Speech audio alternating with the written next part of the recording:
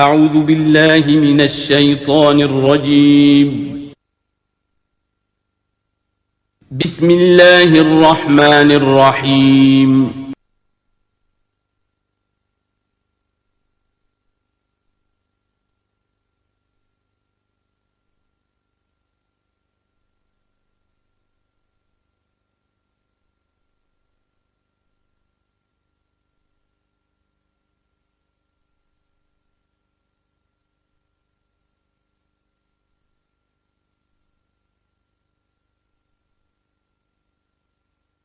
اعوذ باللہ من الشیطان الرجیم بسم اللہ الرحمن الرحیم الیہ یرد علم الساعة وما تخرج من ثمرات من اکمامها وما تحمل من انثى ولا تضع الا بعلمه ویوم ینادیہم این شرکائی قالوا آذناک ما منا من شہید وضل عنہم ما كانوا يدعون من قبل وظنوا ما لهم من محیص صدق اللہ العظیم۔ اللہ ہی کے حوالے ہے قیامت کا علم کہ قیامت کب آئے گی۔ وما تخرج من ثمرات، اور جو بھی نکلتا ہے میووں میں سے ان کے غلافوں کے اندر سے، وما تحمل من انثى، اور جو بھی کوئی مادہ اٹھاتی ہے اپنے پیٹ میں حمل، ولا تضع، اور نہ ہی وہ اس کو جنتی ہے، الا بعلمہ، مگر وہ اللہ کے علم میں ہوتا ہے۔ اور اس کو صرف انسانوں پر نہ سمجھیے، تو تمام حیوانات کا معاملہ ہے۔ اسی لیے یہاں پر عورت کا نام نہیں لیا گیا، بلکہ یہ کہ جو بھی من انثى، جو بھی ہے۔ وَيَوْمَ يُنَادِيهِمْ أَيْنَ شُرَكَائِي، اور جب اس دن کے پکارے گا انہیں کہ کہاں ہے میرے وہ شریک، قَالُوا آذَنَّاكَ مَا مِنَّا مِن شَهِيدٍ، تو وہ کہیں گے ہم نے تو آپ سے عرض کر دیا ہے، ہم میں سے کوئی بھی اس کا اقرار نہیں کرتا کہ ہمارا کوئی شریک ہے۔ یعنی یہ کہ اس وقت وہ بالکل ایسے بے بس ہو جائیں گے کہ وہ نہیں کہہ سکیں گے کہ ہم نے واقعتاً کسی کو سمجھا تھا کہ وہ ہمارا سہارا ہوگا۔ وَضَلَّ عَنْهُمْ مَا كَانُوا يَدْعُونَ مِن قَبْلُ، اور گم ہو جائیں گے ان سے، ان کے ہاتھوں کے طوطے اڑ جائیں گے جن کو وہ پکارا کرتے تھے اس سے پہلے۔ وَظَنُّوا مَا لَهُم مِّن مَّحِيصٍ، اور انہیں یقین آ جائے گا کہ اب کوئی خلاصی کی کوئی شکل نہیں ہے، یہاں سے نجات پانے کی کوئی صورت نہیں۔ لا يسأم الانسان من دعاء الخیر، انسان نہیں تھکتا ہے خیر مانگتے ہوئے، اگر اس کے پاس دولت ہے اور مانگے گا، اور نعمتیں ہیں اور مانگے گا۔ وَإِن مَّسَّهُ الشَّرُّ، اور اگر کہیں اسے تکلیف پہنچ جائے، فَيَئُوسٌ قَنُوطٌ، تو بالکل مایوس ہو جاتا ہے اور نا امید ہو جاتا ہے۔ وَلَئِنْ أَذَقْنَاهُ رَحْمَةً مِنَّا مِن بَعْدِ ضَرَّاءٍ مَسَّتْهُ، اور اگر ہم انہیں اپنی رحمت کا مزہ چکھا دے اس کے بعد کہ اسے کوئی تکلیف پہنچی تھی، لَيَقُولَنَّ هَٰذَا لِي، تو وہ کہے گا یہ تو میرا ہے ہی، یہ تو میری اپنی صلاحیت ہے، میں نے اپنے مسائل کو حل کر لیا، میں نے جتنی بھی مشکلات تھیں میں نے بڑے اپنے ناخن تدبیر سے تمام عقدے حل کر لیے۔ وَمَا أَظُنُّ السَّاعَةَ قَائِمَةً، یہ بالکل وہی الفاظ ہیں کہ جو سورہ کہف میں آئے ہیں کہ دو اشخاص کا مکالمہ ہوا تھا، میں نہیں سمجھتا کہ قیامت وغیرہ کوئی قائم ہونے والی شے ہے۔ وَلَئِن رُجِعْتُ، وہاں رُجِعْتُ ہے، یہاں رُجِعْتُ ہے، اور اگر مجھے لوٹا ہی دیا گیا، گویا کہ بالفرض، جیسا کہ تم کہتے ہو، اگر واقعتاً ہو ہی گیا، اول تو میرا گمان نہیں ہے، یہ ڈکوسلا کا معلوم ہوتا ہے مجھے، اگر ہو ہی گیا، اِلَىٰ رَبِّي إِنَّ لِي عِندَهُ لَلْحُسْنَىٰ، تو میرے لیے تو پھر وہاں اور اچھائی ہوگی، اس لیے کہ جب یہاں مجھے نوازا ہے، اللہ نے سب کچھ دیا ہے، عزت دی ہے، پیسے دیے ہیں، دولت دی ہے، اولاد دی ہے، تو ظاہر بات ہے کہ میرے اندر کچھ ہے جو اسے پسند آیا ہے، تو یہ کہاں چلا جائے گا؟ میرے اندر جو خیر ہے، جو میرے اندر اللہ تعالیٰ کی محبوبیت کی کوئی چیز ہے، تو وہ وہاں بھی قائم رہے گی اور اللہ تعالیٰ وہاں بھی مجھے دے گا۔ فَلَنُنَبِّئَنَّ الَّذِينَ كَفَرُوا بِمَا عَمِلُوا، تو پھر ہم پوری طریقے سے جتلا دیں گے ان کافروں کو جو کچھ کے عمل انہوں نے کیے ہوں گے۔ وَلَنُذِيقَنَّهُم مِّنْ عَذَابٍ غَلِيظٍ، اور انہیں لازماً مزہ چکھائیں گے بہت ہی گاڑھے عذاب کا۔ وَإِذَا أَنْعَمْنَا عَلَى الْإِنسَانِ أَعْرَضَ وَنَأَىٰ بِجَانِبِهِ، اور جب ہم انسان پر نعمتوں کی بارش کر دیتے ہیں تو پھر وہ ذرا اپنا رخ پھیر لیتا ہے اور اپنی جانب ایک جانب کو مڑ جاتا ہے، پہلو موڑ لیتا ہے۔ وَإِذَا مَسَّهُ الشَّرُّ فَذُو دُعَاءٍ عَرِيضٍ، اور جب کوئی تکلیف اسے پہنچتی ہے تو بڑی لمبی چوڑی دعائیں کرنے لگتا ہے۔ قُلْ أَرَأَيْتُمْ إِنْ كَانَ مِنْ عِندِ اللَّهِ ثُمَّ كَفَرْتُمْ بِهِ، اے نبی سے کہیے کہ ذرا سوچو، تھوڑی دیر کے لیے فرض کر لو کہ یہ جو میں پیش کر رہا ہوں قرآن یہ اللہ ہی کی طرف سے ہو، امکان تو ہے نا، 1%، 2%، 3%، کسی درجے میں تو امکان ہے۔ ثُمَّ كَفَرْتُمْ بِهِ، اور پھر تم نے اس کا کفر کیا۔ من اضل ممن ہوا فی شقاق بعید، تو کون ہوگا زیادہ بھٹکا ہوا اس سے کہ جو اس طرح کی زدہ کے اندر جا پڑا ہے۔ یعنی سوچو ذرا، غور کرو، جیسے اس سے پہلے آیا ہے کہ میں تم سے کہتا ہوں ایک ایک کر کے، دو دو کر کے، اکیلے اکیلے، دو دو مل کر گفتگو کرو، سوچو سمجھو کہ کیا اس شخص کے اندر کوئی دیوانگی کے آثار ہیں، کوئی ان کے اندر کوئی کبھی ان کی زندگی کے اندر اس سے پہلے جو 40 برس ان کو تمہارے درمیان بسر کی ہے کبھی کوئی جھوٹ بولا ہے۔ اب یہ آخری مرتبہ پھر قرآن مجید کا ذکر آ رہا ہے، اور یہ سب سے اہم ہے ہمارے اس موجودہ دور کے لحاظ سے۔ سَنُرِيهِمْ آيَاتِنَا فِي الْآفَاقِ وَفِي أَنفُسِهِمْ حَتَّى يَتَبَيَّنَ لَهُمْ أَنَّهُ الْحَقُّ۔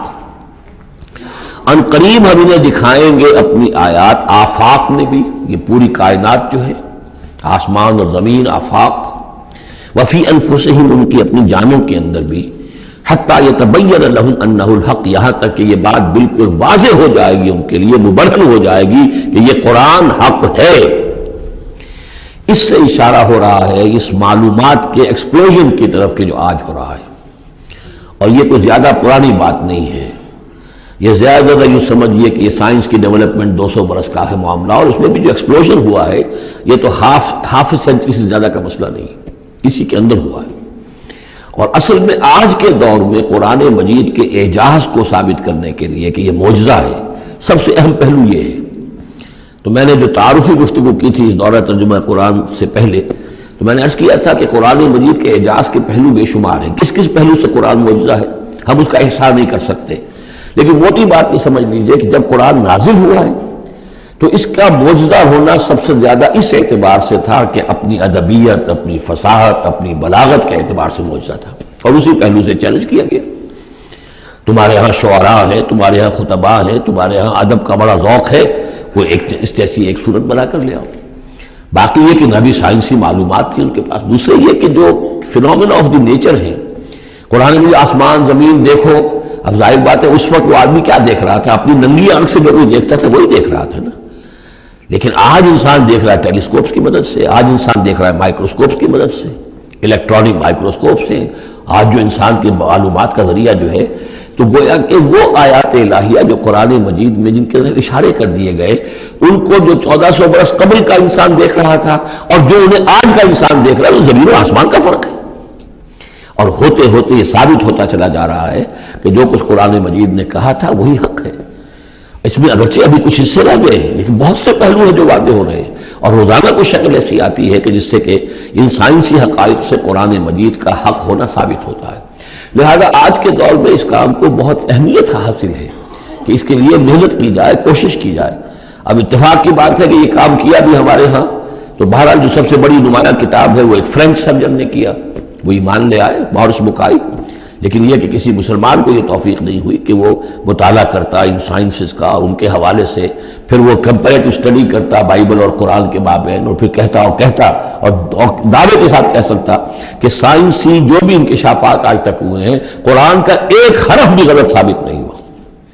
ہاں، قرآن مجید کے ان الفاظ سے جو معنی پہلے سمجھے گئے تھے جبکہ معلومات کا دائرہ محدود تھا، وہ غلط ہو سکتے ہیں، لیکن قرآن کا لفظ غلط ثابت نہیں ہوا۔ آج قرآن کا وہ لفظ زیادہ اجاگر ہو کر، روشن ہو کر، جیسا کہ میں نے آپ سے عرض کیا علقہ، اب علقہ کہاں سے لے آئے؟ اب یہ علقہ فائدہ، فؤاد، فائدہ اس سے ہے، تو یہ چیزیں اب اور زیادہ واضح ہوتی جا رہی ہیں۔ یا کہ تمام اجرام سماویہ کا کل فی فلک یسبحون، جتنا آج معلوم ہے یہ پہلے تو معلوم نہیں تھا۔ کئی دور آئے ہیں، پہلے انسان سمجھتا تھا زمین ساکن ہے، سورج چلتا ہے، پھر سوچا کہ نہیں، یہ تو سورج ساکن ہے، زمین چلتی ہے۔ آج ہمیں معلوم ہے کوئی شے ہے ہی نہیں، سکون محال ہے قدرت کے کارخانے میں، کوئی ذرہ بھی جو ہے اندر، جو ایک ایٹم ہے وہاں بھی حرکت ہے، وہ نیوٹرونز جو ہے وہ کس طریقے سے چکر لگا رہے ہیں بے تابانہ، حرکت ہی حرکت ہے۔ تو اس اعتبار سے قرآن مجید جدید سائنسی اکتشافات کے ذریعے سے جس طریقے سے اس کے حقائق مبرہن ہو رہے ہیں، اس پر زیادہ توجہ کی ضرورت۔ البتہ اس میں تکلف کرنا اور زبردستی کرنا نہیں، جہاں وہ بات ابھی واضح نہیں، اب صاف مان لو، جو بھی ہم سورہ آل عمران میں پڑھ آئے ہیں کہ یہ بات ابھی واضح نہیں ہے، لیکن ہمیں یقین ہے کل من عند ربنا، یہ سب اللہ کی طرف سے ہے۔ وقت آئے گا کہ ثابت ہو جائے گا کہ جو کچھ قرآن نے جو الفاظ استعمال کیے تھے، جو حقیقت منکشف ہوگی، وہ ان الفاظ میں صحیح فٹ ہو جائے گی، اگرچہ ابھی ہم اس کی وضاحت نہیں سمجھ سکتے۔ تو جہاں تکلف نہ کیا جائے، تصنع نہ کیا جائے، کھینچتان نہ کی جائے، یہ نہ کیا جائے، یہ بعض لوگوں نے یہ کیا ہے، لیکن یہ کہ جہاں تک کہ وہ حقائق ثابت ہو چکے ہوں تو ان کو بہرحال استعمال میں لایا جانا چاہیے کہ قرآن مجید کی حقانیت کو اس کے ذریعے سے مبرہن کیا جائے۔ اب دیکھیے یہ لفظ جو آیا ہے سنریہم، اب سین جب آتا ہے فعل مضارع پر تو مستقبل کی بات بن جاتا ہے، مستقبل میں ہم دکھائیں گے انہیں اپنی نشانیاں۔ اب ظاہر بات ہے سائنس جو ہے وہ اسٹڈی کر رہی ہے، ایکسپلور کر رہی ہے، خلا کو ایکسپلور کر رہی ہے، اور سمندروں میں ایکسپلوریشن ہو رہی ہے، آرکٹک اور انٹارکٹک کی ایکسپلوریشن، کہاں کہاں تک انسان پہنچا ہے، کیسی جان جوکھوں میں ڈال کر لوگوں نے جو ہے وہ چیزیں جو ہے معلومات کا خزانہ جمع کیا ہے۔ سنریہم آیاتنا فی الآفاق وفی انفسہم حتی یتبین لہم انہ الحق، یہ بات اور مبرہن ہوتی جائے گی، مزید واضح ہوتی جائے گی، مزید اجاگر ہوتی جائے گی، قرآن حق ہے۔ اولم یکفی بربک انہ علی کل شیء شہید، کیا کافی نہیں ہے یہ بات تیرے رب کے لیے کہ وہ تو ہر چیز پر گواہ ہے، ہر کائنات کی ہر شے اس کی نگاہوں کے سامنے ہے۔ لیکن آج سے 1400 برس پہلے وہ انہی الفاظ میں اس نے بیان کیا تھا جسے اس وقت کا انسان سمجھ سکتا۔ وہ باتیں آج کے حوالے سے جو باتیں آ رہی ہیں وہ بیان کر دی جاتی ہیں، سمجھ میں کس کی آتی نہیں۔ انہم فی مریۃ من لقاء ربہم، آگاہ ہو جائے یہ لوگ اپنے رب سے ملاقات کے بارے میں دھوکے میں پڑے ہوئے، شکوک و شبہات میں پڑے ہوئے۔ الا انہ بکل شیء محیط، آگاہ ہو جاؤ وہ ہر چیز پر محیط ہے، ہر چیز کا احاطہ کیے ہوئے ہے۔ سورۃ الشورى، اور یہ سورت جو ہے اب ان 4 سورتوں میں یوں سمجھ لیجیے کہ کلائمیکس ہے، اس مضمون کا کلائمیکس نقطہ عروج یہاں آ رہا ہے، اور وہ ہے اجتماعی عملی توحید۔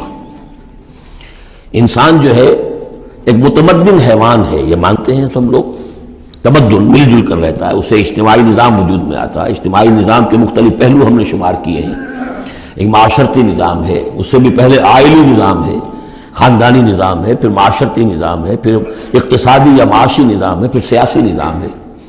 یہ تمام جو نظام ہیں یہ جب تک کہ اللہ کی حاکمیت کے تابع نہیں ہوتے تو گویا کہ اجتماعی سطح پر تو توحید نہیں ہے، وہ تو شرک ہے۔ پھر افراد جو ہے اکیلے اکیلے اس میں ہو سکتے ہیں موحد ہوں، اور وہ کس شکل میں ہوں گے؟ جبکہ وہ تن من دھن اس باطل اور مشرکانہ نظام کا قلع کما کر کے اور وہاں توحید کا نظام قائم کرنے کے لیے لگے ہوئے ہوں اور انہوں نے اس کے اندر لگا دیے ہوں، تب تو وہ ہے موحد، ورنہ تو وہ مشرک ہے۔ اگر مشرکانہ نظام کو انہوں نے دل سے تسلیم کر لیا، اسی مشرکانہ نظام میں وہ اپنی دوڑ دھوپ کر رہے ہیں پاؤں پھیلانے کے لیے، جائیداد بنانے کے لیے، اپنے کوئی پروفیشن میں شائن کرنے کے لیے، کسی اور معاملے میں ساری بھاگ دوڑ اس کے لیے ہو رہی ہے۔ اس کا مطلب یہ کہ انہوں نے اس نظام کو ذہنت قبول کر لیا، تو جنہوں نے اس طاغوت کو قبول کر لیا انہوں نے اللہ کا انکار کیا، چاہے وہ نمازیں پڑھتے ہوں بلکہ تہجد بھی پڑھتے ہوں۔ تو اقامت دین کی اصطلاح اس صورت میں آ رہی ہے، اور اقامت دین کے موضوع پر یہ قرآن مجید کا ذروۂ سنام ہے۔ بسم اللہ الرحمن الرحیم، حامیم عین سین قاف۔ یہ ویسے تو 2 صورتوں میں سے ایک ہے جس میں 5 حروف آئے ہیں، ایک ہم پڑھ چکے ہیں کاف ہا یا عین صاد، لیکن یہ اس اعتبار سے منفرد ہے کہ حامیم علیحدہ اور عین سین قاف علیحدہ، تو 2 آیتیں اس سورہ مبارکہ کی یہ منفرد ہے کہ جو حروف مقطعات پر مشتمل ہے۔ مجھے اس سورہ مبارکہ سے بھی جو ایک خصوصی مناسبت ہے وہ میں عرض کر ہی دوں کہ سب سے زیادہ تو سورہ حدید، لیکن مکی قرآن میں سورہ حدید کا جو متوازن اور اس کا جو بدل ہے وہ سورہ شورى ہے۔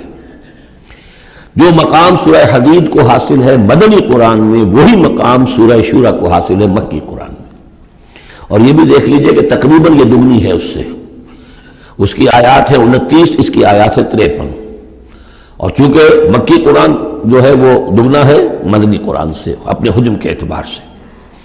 کذالک یوحی الیک والی الذین من قبلک اللہ العزیز الحکیم، کذالک اسی طرح وحی کرتا ہے اللہ اے نبی آپ کی طرف اور ان لوگوں کی طرف بھی کرتا رہا ہے جو آپ سے پہلے تھے، وہ اللہ جو العزیز ہے الحکیم ہے۔ اب یہ کذالک کس چیز کی طرف اشارہ ہو رہا ہے؟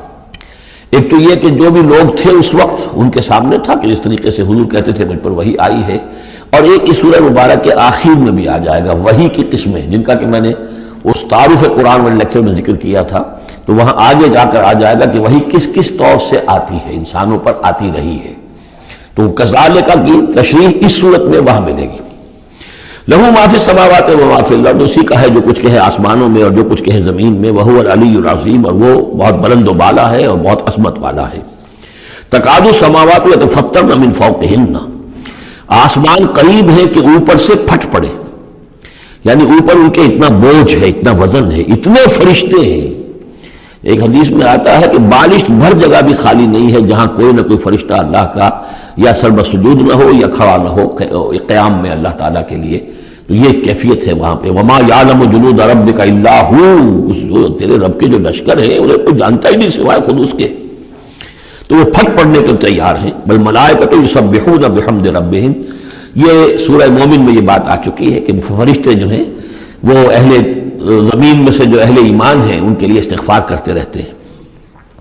والملائکۃ یسبحون بحمد ربہم، وہ اپنے رب کی تسبیح کے ساتھ حمد بھی کرتے ہیں، ویستغفرون لمن فی الارض، اور زمین والوں کے لیے جو زمین میں ہے اہل ایمان ان کے لیے استغفار کرتے رہتے ہیں۔ الا ان اللہ هو الغفور الرحیم، آگاہ ہو جاؤ یقینا اللہ ہی غفور ہے، اللہ ہی رحیم ہے۔ والذین اتخذوا من دونہ اولیاء، اور وہ ہستیاں کہ جنہیں ان لوگوں نے سمجھ لیا اولیاء، حمایتی، مددگار، بچانے والا، شافع، اور ان کے ذریعے سے تقرب حاصل کر لیں گے۔ اللہ حفیظ علیہم، اللہ تعالیٰ خود ان کا بھی نگران اللہ ہے۔ وما انت علیہم بوکیل، اور اے نبی آپ کو ان کے ذمہ دار نہیں ہے۔ وَكَذَلِكَ أَوْحَيْنَا إِلَيْكَ، کذالک پھر آ گیا، جیسے کذالک پہلی آیت میں تھا اور یہ 7ویں آیت میں بھی ہے، اس کذالک کا مفہوم آگے جا کے واضح ہوگا۔ اسی طرح ہم نے وہی کیا ہے آپ کی طرف اے نبی، قرآنا عربیا، یہ قرآن عربی، لِتُنذِرَ أُمَّ الْقُرَىٰ وَمَنْ حَوْلَهَا، تاکہ آپ خبردار کر دیں بستیوں کی ماں یا بستیوں کی جڑ، سب سے بڑی بستی، سب سے اہم بستی۔ یہ ہم پڑھ چکے ہیں سورہ قصص کی آیت نمبر 59 میں آیا تھا، حتیٰ نبعث فی امہا رسولا، جو بھی علاقہ ہے اس کی جو مرکزی بستی ہے ہم عذاب نہیں بھیجتے رہے جب تک کہ اس کی مرکزی بستی کے اندر رسول نہ بھیج دیں۔ تو اب یہ ام القریٰ ہے، جو مکے جو عرب کے لیے ام القریٰ ہے، ویسے یہ پوری دنیا کا ام القریٰ ہے۔ لتنذر ام القریٰ، اگر حضرت آدم واقعتاً یہ بات صحیح ہے کہ بیت اللہ حضرت آدم کا بنایا ہوا ہے تو معلوم ہوا کہ پوری دنیا کا جو ہے واقعتاً ام القریٰ پھر یہی ہے، بیت العتیق، بہت پرانا گھر، تاکہ آپ خبردار کریں ام القریٰ کے رہنے والوں کو، ومن حولہا، جو ان کے ارد گرد ہیں۔ یہ مفہوم پہلے بھی آ چکا، میں نے عرض کیا ارد گرد جو ہے وہ تو دائرے کھینچتے جائیے تو پوری دنیا اس میں آ جائے گی۔ وَتُنذِرَ يَوْمَ الْجَمْعِ، اور خبردار کرنا ہے اس جمع ہونے والے دن، قیامت کا دن، لا ریب فیہ، جس میں کوئی شک نہیں ہے، فریق فی الجنت، ایک گروہ ہوگا جو جنت میں جائے گا، وفریق فی السعیر، اور ایک جماعت ہوگی کہ جو جہنم میں جائے گی۔ وَلَوْ شَاءَ اللَّهُ لَجَعَلَهُ أُمَّةً وَاحِدَةً، اگر اللہ چاہتا تو انہیں ایک ہی امت بنا دیتا، سبھی مومن ہوتے۔ وَلَٰكِن يُدْخِلُ مَن يَشَاءُ فِي رَحْمَتِهِ، لیکن نہیں، یہ تو اللہ تعالیٰ داخل کرتا ہے جو چاہتا ہے، جو خواہش مند ہوتا ہے، جو اس کی قیمت ادا کرنے کو تیار ہے، اس کو اپنی رحمت میں داخل کرتا ہے۔ یہ مفت میں وہ اللہ تعالیٰ اپنی یہ رحمت اور اپنی جنت جو ہے مفت میں دینے کو اسے نہیں بنائی ہے، جو چاہتا ہے اس کا ارادہ کرے پھر اس کی قیمت ادا کرے۔ ان اللہ اشتری من المؤمنین انفسهم واموالهم بان لهم الجنہ والظالمون ما لهم من ولی ولا نصیر، اور جو ظالم ہوں گے، مشرک ہوں گے، کافر ہوں گے، ان کا پھر نہ کوئی ولی اور حمایتی ہے اور نہ کوئی مددگار ہے۔ ابھی اتخذوا من دونہ اولیاء، دوبارہ وہی بات آئی کہ انہوں نے اللہ کے سوا جو ہے کہ اپنے اور حمایتی اختیار کر لیے ہیں۔ فاللہ هو الولی، تو اے کم عقلو، اللہ ہی ہے ولی، ایک ہی ولی ہے، بس اس کو پکڑو، اسی کو اپنا ولی مانو۔ اللہ ولی الذین آمنوا یخرجہم من الظلمات الی النور وہو یحیی الموتیٰ، وہی ہے جو زندہ کرے گا مردوں کو، وہو علی کل شیء قدیر، اور وہ ہر چیز پر قادر ہے۔ وَمَا اخْتَلَفْتُمْ فِيهِ مِنْ شَيْءٍ فَحُكْمُهُ إِلَى اللَّهِ، یہاں سے اب مضمون شروع ہو رہا، اس کی تمہید بن رہی ہے۔ تمہارے مابین جو بھی اختلاف ہو اس کے فیصلے کا حق اللہ کے پاس ہے، حاکم وہ ہے، اس کے لیے ہے حاکمیت، sovereignty belongs to him and him alone۔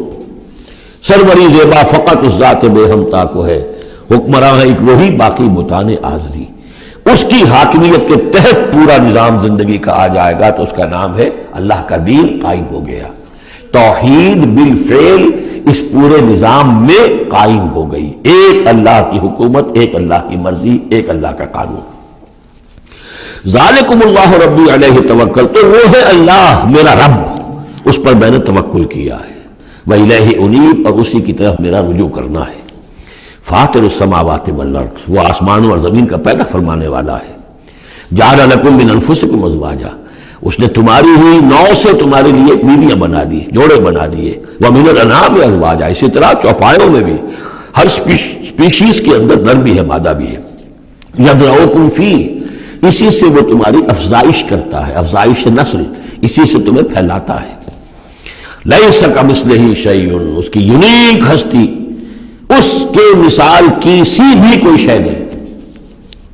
اب یہ کیا کریں، ایک چیز ایبسلیوٹ نیگیشن کے لیے ہماری زبان میں کوئی اسلوب ہے ہی نہیں، اس جیسی کوئی شے نہیں، اس کی سی کوئی شے نہیں، اس کی مثال کسی بھی کوئی شے نہیں۔ اب یہ اس سے زیادہ یہ اور اس کے اندر ایمفیسس کا ایبسلیوٹلی یونیک، لا مثل له ولا مثال له ولا ضد له ولا ند له، وہ جو بھی آپ الفاظ جتنے بھی جمع کرتے ہیں، وَهُوَ السَّمِيعُ الْبَصِيرُ، اور وہی ہے سب کچھ سننے والا اور سب کچھ دیکھنے والا۔ لَهُ مَقَالِيدُ السَّمَاوَاتِ وَالْأَرْضِ، اسی کے لیے ہیں آسمان اور زمین کی تمام کنجیاں۔ يَبْسُطُ الرِّزْقَ لِمَن يَشَاءُ، وہ بچھا دیتا ہے اور کھول دیتا ہے، بست وسیع کر دیتا ہے، کشادہ کر دیتا ہے رزق کو جس کے لیے چاہتا ہے، وَيَقْدِرُ، اور جس کے لیے چاہتا ہے ماپ تول کر راشننگ کر کے دینا شروع کر دیتا ہے۔ إِنَّهُ بِكُلِّ شَيْءٍ عَلِيمٌ، اور یہ بھی اس کے علم پر ہے کہ کس کے لیے یہ بہتر ہے، کس کے لیے وہ بہتر ہے، وہ ہر چیز کا جاننے والا ہے۔ اب جو آیت آ رہی ہے وہ اس سورہ مبارکہ کا کلائمیکس ہے، اور اس موضوع پر قرآن مجید کا کلائمیکس ہے، اقامت الدین کے موضوع پر۔ شرع لکم من الدین، اے محمد پر ایمان لانے والو، اے مسلمانوں، تمہارے لیے اللہ نے دین میں وہی شے معین کی ہے، ما وصا بہ نوحا، جس کی وصیت کی تھی نوح کو، والذی اوحینا الیک، اور جس کی وحی کی ہے ہم نے اے محمد آپ کی طرف، کیونکہ پہلے خطاب ہے لکم، شرع لکم، یہاں امت سے خطاب ہو رہا ہے، شرع لکم، بس صرف فرق یہ کہ یا ایھا الذین آمنوا یا نہیں آیا ہے، یہ مکی صورتوں کے مزاج کا تقاضا ہے کہ وہ نہ آئے، لیکن جمع کے صیغے سے واضح کر دیا کہ باقی جگہ ہم دیکھ رہے ہیں کہ واحد کے صیغے میں خطاب کر کے اور بالواسطہ امت، یہاں امت سے خطاب ہے۔ شرع لکم من الدین، تمہارے لیے دین میں وہی شے مقرر کی ہے، ما وصا بہ نوحا، جس کی وصیت کی تھی اس نے نوح کو، والذی اوحینا الیک، اور جس کو کی وحی کی ہم نے محمد آپ کی جانب صلی اللہ علیہ وسلم، وما وصینا بہ ابراہیم و موسیٰ و عیسیٰ، اور جس کی وصیت ہم نے کی ابراہیم کو اور موسیٰ کو اور عیسیٰ کو، ان اقیموا الدین، کہ دین کو قائم کرو۔ دین ایک تو معلوم ہوا اس آیت سے کہ دین سب کا ایک ہے، دین نوح کا اور حضور کا اور ابراہیم کا اور موسیٰ کا، عیسیٰ کا علیہ الصلوۃ والسلام ایک ہی ہے، دین تو ایک ہی ہے۔ ان ہذہ امتکم امۃ واحدۃ وانا ربکم فاعبدون، دین تو ایک ہی ہے، شریعتیں مختلف ہیں لیکن دین کو قائم کرو۔ موسیٰ کے دور میں ان پر یہ فرض تھا کہ دین کو قائم کرو، اس کے لیے لڑو، جاؤ، جنگ کرو اور اس خطہ زمین کو حاصل کرو جس پر اللہ کا دین قائم کر سکو۔ تو صحیح سب کی یہی تھی، جدوجہد یہی تھی، توحید کا وہ تقاضا تھا کہ صرف انفرادی طور پر، اول تو یہ کہ صرف عقیدے میں نہیں، اپنے بھی عمل میں توحید جو ہے قبول کرو اور اختیار کرو، اور عمل میں بھی صرف انفرادی نہیں، اجتماعی توحید کو برپا کرنے کے لیے قائم کرنے کی جدوجہد کرو۔ ان اقیموا الدین ولا تتفرقوا فیہ، دین میں تفرقے میں مبتلا نہ ہو جاؤ۔ الذین فرقوا دینہم، بھی ہم پڑھ چکے ہیں، دین کو پھاڑ دینا کہ زندگی کے ایک حصے میں اللہ کا حکم مانا جا رہا ہے، دوسرے حصے میں کسی اور کا مانا جا رہا ہے، یہ تفرقہ۔ یا دوسرا تفرقہ کہ آپ اختلاف کر سکتے ہیں کہ رفع یدین زیادہ ثابت ہے، میں کرتا ہوں، کسی کی رائے ہے کہ نہیں امام ابو حنیفہ کا موقف جو ہے وہ زیادہ صحیح ہے، وہ نہیں کرتا، کوئی حرج نہیں، لیکن دین میں دین ایک ہے، دلیل ہوگی اللہ اور اس کے رسول کی، دین میں فرق نہیں ہے۔ وہ تو چاہے حنفی ہیں، مالکی ہیں، شافعی ہیں، حنبلی ہیں، سلفی ہیں، دین تو سب کا ایک ہے، اسلام۔ اسی طرح شریعت موسوی اور بھی کسی اور کی ہوگی، شریعت محمدی، دین سب کا ایک، اس میں تفرقہ نہیں ہونا چاہیے۔ دین کو قائم کرنے کی جدوجہد کرو، ولا تتفرقوا فیہ، دین میں تفرقہ نہ ہو۔ یہ ہے وہ اقامت دین کی فرضیت۔ اس میں چونکہ عام طور پر ترجمہ جو ہے شاید آپ کے پاس بھی ہو تو قائم رکھو دین کو کر دیا گیا ہے، وہ بھی صحیح ہے۔ دو ہی سچویشن ممکن ہے، یا تو دین قائم ہے تو اسے قائم رکھو، صحیح ہے۔ خیمہ اگر کھڑا ہے تو کھڑا رکھا جائے گا کہ آندھی آ رہی ہے تو آپ اس کی رسیوں کو پکڑ رہے ہیں، اس کے بانسوں کو پکڑ کر کھڑے ہو رہے ہیں تاکہ خیمہ گر نہ جائے، اس کو قائم رکھو۔ خیمہ گر گیا تو کھڑا کرو، اب اثر نو سے آپ ریکٹ کریں گے. تو یہ دونوں ترجمے بالکل صحیح ہیں. قائم کرو، قائم رکھو. قائم ہے تو قائم کرو، قائم نہیں ہے تو رکھو، اور قائم نہیں ہے تو قائم کرو.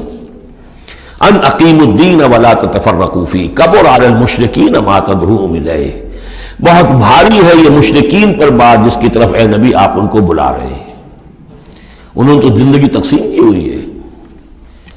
جو خدا کا ہے وہ خدا کو دو، اور جو قیصر کا ہے وہ قیصر کو دو. حکومت کا ہے وہ حکومت کو دو، اور جو مولوی کا حق ہے وہ مولوی کو دو. اب یہ تقسیم ہے جس پر دنیا چل رہی ہے. اور اس پر اگر فرض کیجئے علماء بھی راضی ہو گئے، ٹھیک ہے، ہمیں تو جو کچھ ہے وہ مل ہی رہا ہے نا، تو وہ تو پھر گویا کہ اس دین کی تو نفی ہو گئی. جس نے اس تقسیم کے اوپر اپنے دل کو مطمئن کر لیا، جس نے ریکنسائل کر لیا ذہناً اپنے آپ کو اس تقسیم کے ساتھ، اس کا پھر اللہ سے کوئی تعلق نہیں. کبر علی المشرکین ما تدعوہم، اسی وجہ سے آتا ہے نا دو جگہ، اور ایک دفعہ تو ہم پڑھ چکے ہیں سورہ توبہ کے اندر، هو الذی ارسل رسولہ بالہدی ودین الحق لیظہرہ علی الدین کلہ ولو کرہ المشرکون. چاہیے مشرکوں کو کتنا ہی ناگوار ہو، لیکن اللہ نے محمد کو بھیجا ہی اس لیے ہے تاکہ وہ دین کو پورے کے پورے نظام زندگی پر غالب کرے. چاہے مشرکوں کو کتنا ناگوار ہو، مشرک تو پسند نہیں کرے گا اس کو. اللہ یجتبی الیہ من یشاء، اللہ جس کو چاہتا ہے اپنی طرف کھینچ لیتا ہے. وَيَهْدِي إِلَيْهِ مَن يُنِيبُ، اور جو خود رجوع کرتا ہے اس سے وعدہ ہے اس کا کہ ہدایت دے گا. یہ اللہ کی شان ہے، اللہ کسی کو راہ چلتے کو بلا لیتا ہے. اس کو صوفیہ کہتے ہیں سالک مجذوب اور مجذوب سالک. کچھ لوگ ایسے ہوتے ہیں کہ جو بڑی محنت کرتے ہیں، مشقت کرتے ہیں، سلوک طے کر رہے ہیں، روحانی منزلیں طے کر رہے ہیں، پھر کہیں جا کر وہ ایسی جگہ پر پہنچے کہ وہ کہہ سکتے ہیں کہ ہاں آپ کسی مقام پر آ گئے ہیں، اللہ کا کوئی قرب حاصل ہو گیا. ایک وہ ہوتے ہیں جنہیں اللہ پہلے کھینچ کے اپنے قریب کر لیتا ہے پہلے، اور پھر وہ سلوک طے کرتے ہیں. تو کچھ لوگ اس قسم کے ہوتے ہیں. صدیقین جو ہے وہ سالک مجذوب ہیں، شہداء جو ہے وہ مجذوب سالک ہے، کھینچ لیا. حضرت عمر کو اللہ تعالیٰ نے، ان کے اپنے مزاج کی وہ کیفیت تھی نہیں، ان کو بالکل مزاج ہی اور تھا، ان کی دلچسپی ہی اور تھی، وہ تو کھینچ لیا. وَمَا تَفَرَّقُوا إِلَّا مِن بَعْدِ مَا جَاءَهُمُ الْعِلْمُ بَغْيًا بَيْنَهُمْ، اور انہوں نے تفرقہ نہیں کیا اور یہ نہیں تقسیم ہوئے مگر اس کے بعد کہ ان کے پاس علم آ چکا تھا. اب یہ جو اقامت دین کا دعوت لے کر حضور کھڑے ہوئے، تو ایک تو ان کے مخاطبین مشرک تھے. فرمایا کہ اے مشرک، اے نبی صلی اللہ علیہ وسلم، یہ مشرکین کے لیے تو ہے ہی بہت مشکل بات کہ آپ کی بات کو قبول کر سکے. کبر علی المشرکین ما تدعوہم الیہ، تو بہت بعید ہے اس سے.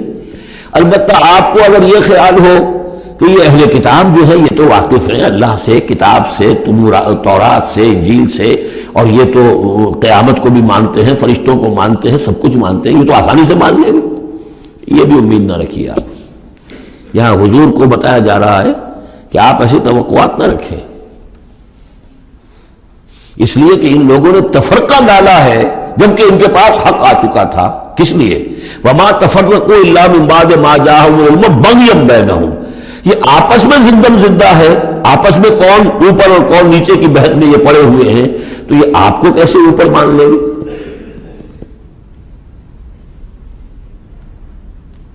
آپ کا قبلہ کیسے مان لیں گے؟ یہ ایک دوسرے کا قبلہ نہیں مانتے. یروشلم دونوں کا قبلہ ہے، لیکن ایک نے شرقی کر لیا، ایک نے غربی کر لیا.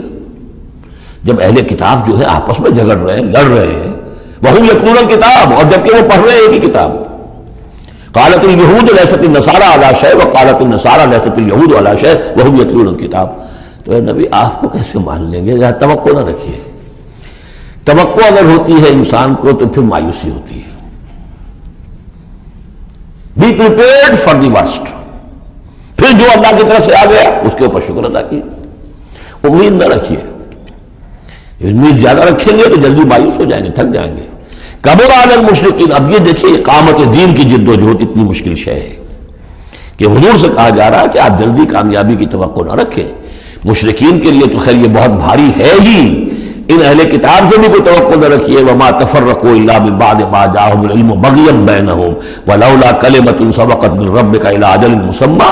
اور اگر وہ بات پہلے ہی سے رب کی جانب سے طے نہ ہو چکی ہوتی کہ ان کے لیے ایک اجل مسمى، ایک معین وقت ہے، لقضي بينهم، ان کے جو اختلافات ہیں ان کے فیصلے ابھی چکا دیے جاتے.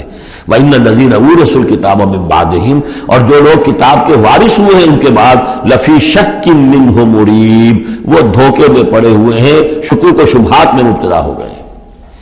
جب اللہ تعالیٰ کسی امت کو کتاب دیتا ہے اور اس امت کے اندر جو ہے پھر وہاں کے نوجوان فرض کیجئے تیسری چوتھی پانچویں نسل میں آ کر دیکھتے ہیں کہ جو اس کتاب کے عالم ہیں، پڑھنے پڑھانے والے ہیں، آپس میں دست و گریبان ہیں، لڑ رہے ہیں، ان کی زندگیوں کو بھی ہم دیکھتے ہیں تو وہ بھی اسی طرح کے دنیا دار ہیں جیسے ہم ہیں، تو ان کا اعتماد کتاب پر سے اٹھ جاتا ہے کہ ہم نے تو یہ کتاب پڑھی نہیں، انہوں نے پڑھی ہوئی ہے، یہ تو اس کتاب کو پیے ہوئے ہیں، اور پھر ان کا کردار یہ ہے۔ تو کیا ہے اس کتاب میں؟ پھر ذرا نوٹ کیجئے اس کو، وَإِنَّ الَّذِينَ أُورِثُوا الْكِتَابَ مِن بَعْدِهِمْ لَفِي شَكٍّ مِّنْهُ مُرِيبٍ، ان کے اندر شکوک و شبہات، ریب پیدا ہو جاتے ہیں۔ فَلِذَلِكَ فَدْعُوا، فَلِذَلِكَ فَدْعُوا، تو اے نبی آپ اسی کی دعوت دیتے رہیے، دیتے رہیے۔ ذالکہ کا اشارہ کدھر ہوگا؟ ان اقیم الدین، اقامت دین کی دعوت دیتے رہیے، دیتے رہیے۔ وَاسْتَقِمْ كَمَا أُمِرْتَ، آپ کو اقامت دین کا حکم دیا گیا ہے، دین کو غالب کرنے کی جد و جہد کے لیے آپ کو بھیجا گیا ہے، آپ اسی پر جمے رہیے۔ Never settle for anything less, یہ تو چاہیں گے کمپرومائز کرنا، وَدُّوا لَوْ تُدْهِنُوا فَيُدْهِنُونَ، یہ کافر تو چاہیں گے کہ آپ ذرا نرم پڑے تو وہ بھی نرم پڑ جائیں، لیکن آپ نہیں، آپ کھڑے رہے۔ الحق من ربکم، سورہ کہف میں ہم پڑھ چکے ہیں، الحق من ربکم فمن شاء فلیؤمن ومن شاء فلیکفر، یہ حق ہے تمہارے رب کی طرف سے، جو چاہے پورے پر ایمان لائے، جو چاہے چھوڑ دے، دفع ہو جائے۔ اللہ کو تمہاری ضرورت نہیں ہے، تمہیں اللہ کی ضرورت ہے۔ فلذلک فدع واستقم کما امرت ولا تتبع اهواءهم، ان کی خواہشات کی پیروی نہ کیجیے۔ یہی بات ہے جو پھر آگے سورہ بقرہ میں آئی، آگے اس لیے کہہ رہا ہوں کہ نازل تو بعد میں ہوگی نا، ابھی 5-6 سال کے بعد نازل ہوگی سورہ بقرہ۔ لن ترضى عنك اليهود ولا النصارى حتى تتبع ملتهم، اے نبی یہودی اور نصرانی آپ سے راضی نہیں ہوں گے جب تک کہ آپ ان کی پیروی نہ کریں۔ وہ تو کہیں گے ہمارے پیچھے چلو، ہماری گدیاں ہیں، ہماری خانقاہیں چلی آ رہی ہیں، ہمارے مدرسے ہیں، ہمارے یہاں پہ یہ جو ہے مسندیں ہیں ہمارے پیچھے چلو، ہم تمہارے پیچھے کیوں چلیں؟ بڑی اہم ہے یہ 3 آیتیں، بڑی اہم ہے، بڑی اہم ہے۔ شرع لکم من الدین سے شروع ہو کر اور یہ 15ویں آیت، فلذلک فدع واستقم کما امرت ولا تتبع اهواءهم وقل آمنت بما انزل اللہ من کتاب، اور کہہ دیجئے کہ میرا ایمان تو ہے اس کتاب پر جو اللہ نے نازل کی ہے۔ یہ گویا کہ خلاصہ آ گیا، یہ سورہ حامیم سجدہ کا وہ کتاب، 6 دفعہ جو کتاب کا ذکر اس میں آیا ہے۔ اس کی دعوت ہے تو اس کتاب کے ذریعے سے، استقامت ہے تو اس کتاب کو پڑھنے سے استقامت ہوگی۔ اتل ما اوحی الیک من کتاب ربک واقم الصلاۃ ان الصلاۃ تنہی عن الفحشاء والمنکر وامرت لأعدل بینکم، اور کہہ دیجئے مجھے حکم ہوا ہے تمہارے مابین عدل قائم کروں۔ تم مجھے کوئی واعظ نہ سمجھو، واعظ گو، واعظ قصہ گو، واعظ کہنے کے لیے آئے، اچھی باتیں کہیں، لوگ بھی گردن جھکا کے سن لیتے ہیں، یہ بھی واعظ کہہ کے چلے جائیں گے، کچھ خدمت کر دیں گے ان کی، اللہ خیر صلی اللہ۔ ایک محفل ہم نے منعقد کر لی، ثواب ہو گیا۔ حضور نے فرمایا مجھے حکم ہوا ہے عدل قائم کروں، جیسے کہ حضرت ابو بکر نے کہا تھا، لوگوں جب بیعت خلافت ہوئی ہے تم میں سے ہر کمزور میرے نزدیک قوی ہوگا جب تک کہ اسے اس کا حق دلوا نہ دوں، اور ہر قوی ضعیف ہوگا جب تک کہ اسے حق وصول نہ کروں۔ عدل کو قائم کرنے کے لیے مجھے بھیجا ہے۔ وَأُمِرْتُ لِأَعْدِلَ بَيْنَكُمْ اللَّهُ رَبُّنَا وَرَبُّكُمْ، ویسے اللہ ہمارا بھی رب ہے، تمہارا بھی رب ہے۔ لَنَا أَعْمَالُنَا وَلَكُمْ أَعْمَالُكُمْ، ہمارے لیے ہمارے اعمال ہے، تمہارے لیے تمہارے اعمال ہے۔ لَا حُجَّةَ بَيْنَنَا، آپس میں حجت بازی کرنے کا کوئی فائدہ نہیں۔ اللہ یجمع بیننا، اللہ ہمیں جمع کر دے گا، یا تو اس دنیا میں جمع کر دے گا۔ یہ ان لوگوں سے بات کہی جا رہی ہے جو کچھ نسبتاً قریب ہوتے ہیں، تو کہہ رہے ہیں نہیں اس طرح نہ کرو، اس طرح کر لو، مقصد تو تمہارا ٹھیک ہے، طریقہ کار یہ نہیں، یوں کرو۔ کہیے بھائی دیکھیے ہمارے سامنے جو طریقہ کار ہے ہم اس پر کام کر رہے ہیں، ہمیں وہ صحیح معلوم ہو رہا ہے، آپ کو کوئی اور اچھا لگتا ہے آپ اس پر کام کیجیے، اس میں حجت بازی کیا ضرورت ہے؟ آپ بھی مخلص ہیں، ہم بھی مخلص ہیں، مقصد ہمارا ایک ہے، آج نہیں تو کل جمع ہو جائیں گے۔ یا آپ پر واضح ہو جائے گا کہ ہمارا طریقہ کار غلط تھا، یا ہم پر واضح ہو جائے گا کہ ہم نے جسے صحیح سمجھا تھا وہ غلط تھا، جڑ جائیں گے۔ جب تک آپ سمجھ رہے ہیں کہ آپ کا طریقہ کار صحیح ہے، ہم سمجھتے ہیں کہ ہمارا طریقہ کار صحیح ہے، آپ اس پر عمل کیجئے، ہم اس پر عمل کریں گے۔ اللہ ربنا وربکم لنا اعمالنا ولکم اعمالکم لا حجۃ بیننا وبینکم اللہ یجمع بیننا، اللہ ہمیں جمع کر دے گا، آج نہیں تو کل، کل نہیں تو پرسوں۔ جیسے منی سے چلتے ہیں قافلے، لاکھوں قافلے ہوتے ہیں جو چلتے ہیں، اور وہ 8 9 10 سڑکیں ہیں. سڑکیں کیا ہیں؟ وہ سب کے سب فٹ بال کے گراؤنڈز ہیں, چل رہے ہیں قافلے, لیکن سب سڑکیں جو ہیں وہ کنورج کر رہی ہیں عرفات پر. جیسے جیسے قافلے بڑھ رہے ہیں وہ سڑکوں کے مابین فاصلے کم ہو رہے ہیں. تو اگر تو ہماری منزل واقعی اقامت دین ہے تو چاہے ہم اس سڑک سے آ رہے ہیں چاہے اس سڑک سے آ رہے ہیں, آگے پہنچ جائیں گے. اللہ یجمع بیننا, میدان عرفات میں تو ہم جمع ہو جائیں گے نا. اور بالفرض اگر دنیا میں ہم جمع نہ ہوئے, الیہ المصیر, ایک دن تو آنا ہے نا قیامت کا, جب اللہ کی طرف اللہ کی عدالت میں کھڑے ہوں گے, وہاں تو ایک جگہ ہوں گے کہ نہیں؟ وہاں دودھ کا دودھ پانی کا پانی علیحدہ ہو جائے گا. والذین یحاجون فی اللہ من بعد ما استجیب لہ حجتہم داحضۃ عند ربہم, اور وہ لوگ جو اللہ کے بارے میں حجت بازی ہی میں لگے رہے اس کے بعد بھی کہ بہت سے لوگوں نے اس کی دعوت پر لبیک کہہ دی ہے, یعنی السابقون الاولون میدان میں آ گئے ہیں اور اب تو انتظار ہے. تو والذین تبعوہم بإحسان, اب لوگ آئیں, جوق در جوق آئیں, فوج در فوج آئیں. لیکن جو لوگ اب بھی کھڑے ہوئے حجت بازی کر رہے ہیں, حجتہم داحضۃ عند ربہم, ان کی حجت بازی ان کے رب کے نزدیک بالکل پسپا ہے, پادر ہوا ہے, اس کی کوئی حیثیت ہی نہیں. وعلیہم غضب, اور ان پر اللہ کا غضب ہے. ولہم عذاب شدید, اور ان کے لیے سخت عذاب ہے. اللہ الذی انزل الکتاب بالحق والمیزان, یہ کتاب اور میزان ایک آیت میں جمع یا یہاں ہے یا سورہ حدید میں ہے.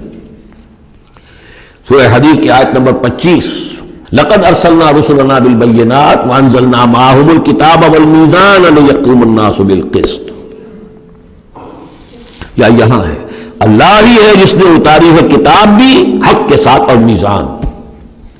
میزان وہ نظام ہے دین حق کا, کتاب نے حق مقرر کر دیا ہے, میزان تول کر دیتی ہے. پھر اللہ نے دین کو مقرر کر دیا, لیکن دین کا نظام جب تک نہیں ہوگا تو دین کے مطابق فیصلے کیسے ہوں گے؟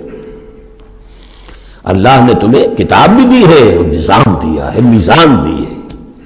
وما یدریک لعل الساعۃ قریب, کیا پتا کہ قیامت قریب آئی کھڑی ہو. اور الساعۃ سے مراد میری قیامت تو میری موت ہے. تم اگر اس میزان کو نصب کرنے کے لیے تن من دھن نہیں لگا رہے ہو تو کیا پتا مہلت عمل کل ختم ہو جائے, کیا پتا ہم میں سے کسی کو کل صبح کا سورج دیکھنا نصیب نہ ہو, کیا پتا. تاخیر و تعویق میں وقت ضائع کرنا سب سے بڑی حماقت ہے. یستعجل بها الذین لا یؤمنون بها, اس قیامت کے لیے جلدی مچا رہے ہیں وہ لوگ کہ جو اس پر ایمان نہیں رکھتے. والذین آمنوا مشفقون منها, جو ایمان رکھتے ہیں وہ تو اس سے ڈرتے ہیں, لرزاں و ترساں رہتے ہیں. جو سورہ نور میں ہم نے پڑھا, یخافون یوما تتقلب فیہ القلوب والابصار, وہ لوگ تو اس مقام میں بلند پر پہنچنے کے باوجود لرزاں و ترساں رہتے ہیں اس دن کے خیال سے جس دن اپنے پروردگار کے حضور کھڑے ہونا ہوگا. والذین آمنوا مشفقون منها ویعلمون ان الحق, وہ جانتے ہیں کہ وہ حق ہے, آ کر رہے گی. الا ان الذین یمارون فی الساعۃ لفی ضلال بعید, آگاہ ہو جاؤ جو لوگ قیامت کے بارے میں جھگڑتے ہیں اور اس میں شک و شبہ کرتے ہیں وہ بڑی دور کی گمراہی میں پڑ چکے ہیں. اللہ لطیف بعبادہ یرزق من یشاء, اللہ بہت باریک بین ہے اپنے بندوں کے لیے اور وہ رزق دیتا ہے جس کو چاہتا ہے. یعنی اقامت دین کی جد و جہد میں یہ فکر نہ تمہیں ہو کہ کیا کھائیں گے کیا پئیں گے. میں آپ کو حضرت مسیح کا وہ قول بھی سنا چکا ہوں جو متی کی انجیل میں ہے. کیوں فکر کرتے ہو کیا کھاؤ گے اور پیو گے؟ کیا جنگل کی چڑیاں جو ہیں جو نہ ہل چلاتی ہیں نہ بوتی ہیں نہ کاٹتی ہیں لیکن صبح کو اپنے گھونسلوں سے نکلتی ہیں اور شام کو آسودہ ہو کر واپس آتی ہیں, تو وہ رب جو ان کو کھلاتا پلاتا ہے وہ تمہیں نہیں کھلائے گا؟ کیوں تشویش کرتے ہو کہ کیا پہنیں گے؟ جنگل کی سوسن کو نہیں دیکھتے کہ جیسا خوبصورت لباس اللہ نے اسے دیا ہے. سلیمان بھی اپنی ساری شان و شوکت کے باوجود ویسی پوشاک نہیں رکھتا تھا. تو جو اس گھاس کو یہ سب کچھ دے رہا ہے جو آج ہے اور کل جلا دی جائے گی, کیا وہ تمہیں نہیں, تمہارا تن نہیں ڈھانکے گا؟ لیکن تمہیں ایمان نہیں ہے. تو فرمایا اللہ لطیف ہے اپنے بندوں کے لیے. ایک دفعہ یکسو ہو کر فیصلہ تو کرو کہ اب اپنے آپ کو وقف کرنا ہے اس کام کے لیے. اللہ تعالیٰ وہاں سے رزق دے گا جہاں سے تمہیں گمان تک نہیں ہوگا. من یتق اللہ یجعل لہ مخرجا ویرزقہ من حیث لا یحتسب. لیکن اس کے لیے اللہ پر ایمان ضروری ہے, توکل ضروری ہے. ہاں تھوڑا سا اللہ تعالیٰ امتحان بھی لے لیتا ہے, سختیاں بھی آ جاتی ہیں, امتحان پھر آدمی ثابت کر دے کہ میں تو یکسو ہوں, اے اللہ میں نے فیصلہ کر لیا, اللہ پہ راستے کھول دیتا ہے۔ وَهُوَ الْقَوِيُّ الْعَزِيزُ، وہ تو بہت قوی ہے، زبردست ہے۔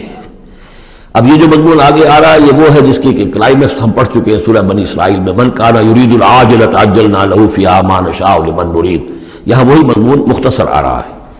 من کان یرید حرث الآخرۃ نزد له فی حرثہ، جو شخص کے طالب بن گیا ہو آخرت کی کھیتی کا، ہم اس کی کھیتی میں اضافہ کرتے رہتے ہیں، بڑھوتری ہوتی رہتی ہے۔ ومن کان یرید حرث الدنیا، اور جو بن گیا ہے دنیا ہی کی کھیتی کا طالب، نؤتہ منہا، ہم اس میں سے اسے کچھ دے دیتے ہیں، فما لہ فی الآخرۃ من نصیب، پھر آخرت میں اس کا کوئی حصہ نہیں ہے۔ ام لہم شرکاء شرعوا لہم من الدین ما لم یأذن بہ اللہ، یہ شرک کے معاملے میں یہ مضمون بہت اہم ہے۔ ایک تو بار بار آیا ہے کہ نہ اللہ نے کوئی سند اتاری، نہ سلطان اتاری، نہ کسی کتاب میں اس کے لیے کوئی دلیل اتاری، کہیں کچھ ہے ہی نہیں۔ لیکن یہ بات جو ہے یہ منفرد ہے یہ سورہ مبارکہ اس بات میں، کیا ان کے کوئی ایسے شرکاء بھی ہیں کہ جنہوں نے انہیں کوئی دین دیا ہو، کوئی قانون دیا ہو، کوئی نظام دیا ہو، لات عزا منات ہبل، کوئی انہوں نے تمہیں کتاب دی ہے، کوئی شریعت دی ہے، کوئی نظام دیا؟ ام لہم شرکاء شرعوا لہم من الدین ما لم یأذن بہ اللہ، جس کے کہ اللہ نے اذن نہ دیا ہو، حکم نہ دیا ہو۔ اگر تو واقع کوئی الہ ہے، کوئی واقع ہے تو اسے دینا چاہیے، یہ نظام ہے تمہارے لیے، نظام کے بغیر کیسے الہ ہو گیا؟ ام لہم شرکاء، کیا ان کے کوئی ایسے شرکاء ہیں شرعوا لہم من الدین، کہ انہوں نے دین میں کوئی شے ان کے لیے ایسی طے کر دی ہو کہ ما لم یأذن بہ اللہ، جس کا لیے حکم نہیں دیا اللہ نے، وَلَوْلَا كَلِمَةُ الْفَصْلِ لَقُضِيَ بَيْنَهُمْ، اور اگر ایک فیصلے کی بات جو ہے وہ پہلے سے طے نہ ہو چکی ہوتی، ان کے درمیان فیصلے کر دیے جاتے۔ وَإِنَّ الظَّالِمِينَ لَهُمْ عَذَابٌ أَلِيمٌ، اور ظالموں کے لیے تو بہت دردناک عذاب ہے۔ تَرَى الظَّالِمِينَ مُشْفِقِينَ مِمَّا كَسَبُوا، اب قیامت کا نقشہ کھینچا جا رہا ہے۔ تم دیکھو گے ان ظالموں کو، مشرکوں کو، کافروں کو کہ ڈر رہے ہوں گے، کانپ رہے ہوں گے اپنے کرتوتوں کے تصور سے، مما کسبوا، اور اسے تو پتا ہوگا، بل الانسان علی نفسہ بصیرہ، انسان کو تو معلوم ہے، اپنی کیفیت تو معلوم ہے اسے، تو لرزہ و ترسا ہوں گے۔ وَهُوَ وَاقِعٌ بِهِمْ، اور وہ ان کے اوپر پڑنے والا ہوگا، اب جو بھی انہوں نے کمایا ہے وہ گویا کہ اب ان کے سروں پر گرنے والا ہوگا۔ وَالَّذِينَ آمَنُوا وَعَمِلُوا الصَّالِحَاتِ، اور اس کے برعکس وہ لوگ جو ایمان لائے تھے، جنہوں نے ایمان کے تقاضے پورے کیے، عمل صالح کا حق ادا کیا، فی روضات الجنات، وہ جنتوں کے باغات میں ہوں گے۔ لہم ما یشاءون عند ربہم، ان کے لیے وہ سب کچھ ہوگا ان کے رب کے پاس جو کچھ وہ چاہیں گے۔ ذالک هو الفضل الکبیر، یقیناً یہ بہت بڑی فضیلت ہے جو انہیں حاصل ہو جائے گی۔ ذالک الذی یبشر اللہ عبادہ الذین آمنوا، یہ ہے وہ انجام نیک جس کی بشارت دے رہا ہے اللہ اپنے ان بندوں کو، الذین آمنوا وعملوا الصالحات، جو ایمان لائیں اور نیک عمل کریں۔ قل لا اسألکم علیہ من اجرا قل لا اسألکم علیہ اجرا الا المودۃ فی القربى، کہہ دیجیے کہ میں تم سے کوئی اجرت نہیں مانگتا، کوئی اجر نہیں مانگتا، کوئی مزدوری نہیں مانگتا، کوئی انعام میں نے کبھی نہیں مانگا، الا المودۃ فی القربى، سوائے قرابت داری کے لحاظ کے۔ وَمَنْ يَقْتَرِفْ حَسَنَةً نَزِدْ لَهُ فِيهَا حُسْنًا، اور جو کوئی بھی کوئی بھلائی کمائے گا تو ہم اس کے لیے اس میں اور بھلائی میں اضافہ کرتے رہیں گے۔ ان اللہ غفور شکور، یقیناً اللہ تعالیٰ غفور ہے اور شکور ہے۔ ام یقولون افترى علی اللہ کذبا، کیا ان کا یہ خیال ہے کہ یہ قرآن محمد نے خود گھڑ کر صلی اللہ علیہ وسلم اللہ تعالیٰ کی طرف منسوب کر دیا ہے؟ فَإِن يَشَإِ اللَّهُ يَخْتِمْ عَلَىٰ قَلْبِكَ، اب یہاں پہ خطاب حضور سے کرتے ہوئے اللہ تعالیٰ فرما رہے ہیں کہ اے محمد اگر ہم چاہیں، اگر اللہ چاہے تو آپ کے قلب کے اوپر مہر کر دے، یعنی پھر یہ کہ یہ جو آپ کے پاس وحی آ رہی ہے وہی نہیں آ سکے گی، یعنی وحی کا آنا جو ہے اس میں آپ کے اختیار کو سرے سے یہ دخل بھی نہیں ہے۔ کجا یہ کہ آپ اس کو بنائیں، گھڑیں اور اس کو خود تصنیف کریں، یہ تو بالکل خالصتاً آپ کے لیے وہبی شے ہے۔ اگر ہم چاہیں، اللہ چاہے تو یہ کہ اسی طرح جیسے کہ سورہ بنی اسرائیل میں آ چکا ہے کہ ہم چاہیں تو لَنَذْهَبَنَّ بِالَّذِي أَوْحَيْنَا إِلَيْكَ، پھر ہم لے جائیں، سلب کر کے لے جائیں آپ سے اس وحی کو، اور قرآن مجید آپ کے سینے میں سے ہم سلب کر لیں، اختیار مطلق ہمارا ہے۔ ان کو بتایا جا رہا ہے کہ اس میں محمد رسول اللہ صلی اللہ علیہ وسلم کا شخصی طور پر کوئی دخل نہیں۔ وَيَمْحُو اللَّهُ الْبَاطِلَ وَيُحِقُّ الْحَقَّ بِكَلِمَاتِهِ، اور اللہ تعالیٰ باطل کو تو محو کر دیتا ہے، مٹا دیتا ہے، اور حق کا حق ہونا اپنی باتوں سے اپنے کلمات سے ثابت فرما دیتا ہے. بس اس میں وقت لگتا ہے، لیکن یہ کہ بالآخر احقاق حق اور ابطال باطل یہ الفاظ آئے تھے سورہ انفال میں، اس لیے کہ اس کے بعد جو ہے غزوہ بدر میں وہ احقاق حق اور ابطال باطل کا جو ہے مرحلہ گویا کہ وہ مبرہن ہو گیا، واضح ہو گیا، اور الفرقان فرق کر دیا اس نے حق و باطل کے مابین. انہ علیم بذات الصدور، یقیناً وہ واقف ہے اس سے بھی کہ جو سینوں کے اندر پوشیدہ ہے. وَهُوَ الَّذِي يَقْبَلُ التَّوْبَةَ عَنْ عِبَادِهِ، اور وہی ہے کہ جو اپنے بندوں سے توبہ کو قبول فرماتا ہے. وَيَعْفُو عَنِ السَّيِّئَاتِ، اور ان کی بہت سی برائیوں سے عفو درگزر سے بھی کام لیتا ہے بہت سی برائیوں کے بارے میں. وَيَعْلَمُ مَا تَفْعَلُونَ، اور جو کچھ تم کرتے ہو وہ اس کے علم میں ہے. وَيَسْتَجِيبُ الَّذِينَ آمَنُوا وَعَمِلُوا الصَّالِحَاتِ وَيَزِيدُهُم مِّن فَضْلِهِ، اور جو لوگ ایمان لائے ہوں اور ایمان ان کے ساتھ نیک عمل کر رہے ہوں ان کی وہ دعائیں سنتا ہے، قبول فرماتا ہے، اور انہیں اپنے فضل سے اور دیتا ہے، مزید ان کے اندر ان کے ایمان اور اعمال کے اندر ترقی فرماتا ہے. والکافرون لهم عذاب شدید، اور جہاں تک کافروں کا تعلق ہے ان کے لیے تو پھر بہت سخت سزا ہے. وَلَوْ بَسَطَ اللَّهُ الرِّزْقَ لِعِبَادِهِ لَبَغَوْا فِي الْأَرْضِ، اگر اللہ تعالیٰ نے اپنے بندوں کے لیے زمین میں رزق کو کھول دیا ہوتا، خزانے جو ہے بہت کشادہ کر دیتا، ہر ایک کو بالکل بافراغت ہر وقت بسہولت رزق مل رہا ہوتا، تو پھر تو یہ زمین میں اور زیادہ سرکشی کرتے. ابھی ان کا حال یہ ہے کہ محنت کرنی پڑتی ہے، مشقت کرنی پڑتی ہے، تب ان کو 2 وقت کی روٹی ملتی ہے، تب تو ان کی سرکشی کا یہ عالم ہے. وَلَوْ بَسَطَ اللَّهُ الرِّزْقَ لِعِبَادِهِ لَبَغَوْا فِي الْأَرْضِ وَلَٰكِن يُنَزِّلُ بِقَدَرٍ مَّا يَشَاءُ، لیکن اللہ تعالیٰ نازل کرتا ہے اندازے کے مطابق جو چاہتا ہے. انہ بعبادہ خبیر بصیر، یقیناً وہ اپنے بندوں کے حالات سے باخبر بھی ہے اور دیکھ بھی رہا ہے. وَهُوَ الَّذِي يُنَزِّلُ الْغَيْثَ، اور وہی ہے کہ جو بارش برساتا ہے، من بعد ما قنطوا، جبکہ وہ مایوس ہو چکے ہوتے ہیں، یعنی موسم گزر رہا ہے اور بارش نہیں ہوئی ہے تو دلوں کے اوپر جو ہے مایوسی کے سائے گہرے ہوتے جا رہے ہیں، لیکن اچانک پھر اللہ تعالیٰ بارش برسا دیتا ہے. وَهُوَ الَّذِي يُنَزِّلُ الْغَيْثَ مِن بَعْدِ مَا قَنَطُوا وَيَنشُرُ رَحْمَتَهُ، اور بارش کے برسنے سے پھر اس کی رحمت جو ہے وہ پھیل جاتی ہے، عام ہو جاتی ہے، اس کا بستر بچھ جاتا ہے. وَهُوَ الْوَلِيُّ الْحَمِيدُ، اور یقیناً وہی ہے کہ جو پشت پناہ ہے، مددگار ہے، حامی ہے، اور اپنی ذات میں ستودہ صفات ہے، اسے کسی حمد کی حاجت نہیں ہے. وَمِنْ آيَاتِهِ خَلْقُ السَّمَاوَاتِ وَالْأَرْضِ، اور اس کی نشانیوں میں سے ہے آسمان اور زمین کی تخلیق. وَمَا بَثَّ فِيهِمَا مِن دَابَّةٍ، اور یہ کہ ان دونوں میں جو اس نے جاندار پھیلا دیے ہیں. ظاہر بات ہے کہ آسمانوں میں فرشتے ہیں، زمین میں آپ کو معلوم ہے حیوانات ہیں، حشرات الارض ہیں، طرح طرح کے جاندار ہیں، اور پھر انسان ہیں. وَهُوَ عَلَىٰ جَمْعِهِمْ إِذَا يَشَاءُ قَدِيرٌ، اور وہ جب بھی چاہے گا ان کو جمع کرنے پر قادر ہے. چاہے وہ پھیل گئے ہیں، پوری زمین میں پھیل گئے، آسمانوں میں پھیلے ہوئے ہیں، لیکن جب اللہ چاہے گا انہیں جمع کر لے گا. وَمَا أَصَابَكُم مِّن مُّصِيبَةٍ فَبِمَا كَسَبَتْ أَيْدِيكُمْ، اور تم پر جو کوئی بھی مصیبت آتی ہے تو در حقیقت وہ تمہارے اپنے ہاتھوں کے کرتوتوں کی وجہ سے. وَيَعْفُو عَن كَثِيرٍ، اور بہت سے تمہاری جو خطائیں ہیں ان سے تو اللہ تعالیٰ عفو کرتا رہتا ہے، معاف کرتا رہتا ہے، تمام غلطیوں پر نہیں پکڑتا، البتہ کچھ غلطیوں کے اوپر اس کا خمیازہ کچھ تھوڑا بہت تمہیں اس دنیا میں بھی دکھا دیتا ہے.